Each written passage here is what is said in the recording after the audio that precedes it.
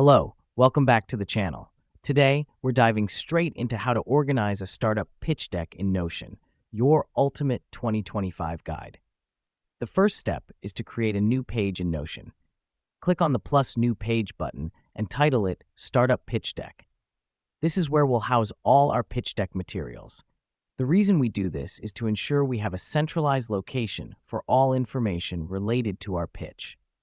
Now that we've done that, the next step is to create sections for each of the key elements of your pitch. These could include problem, solution, market size, business model, and team.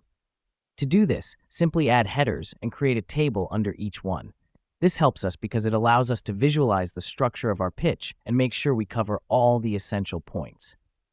Next up, we need to populate these tables with relevant content. Under each header, click on Add a New Entry and start inputting information. The reason we do this is to start fleshing out our pitch deck and get a clearer picture of what we're presenting. Once we've populated our tables, it's time to refine and organize.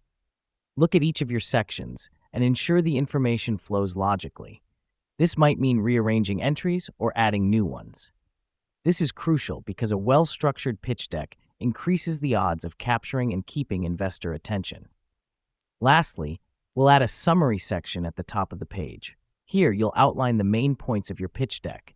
This final step is vital because it gives potential investors a quick snapshot of your startup and why it's worth their time and money. And there we have it. You've now organized a startup pitch deck in Notion. Remember, the key is to be clear, concise, and compelling. Thanks for tuning in, and we'll see you in the next video. Now, go get those investors.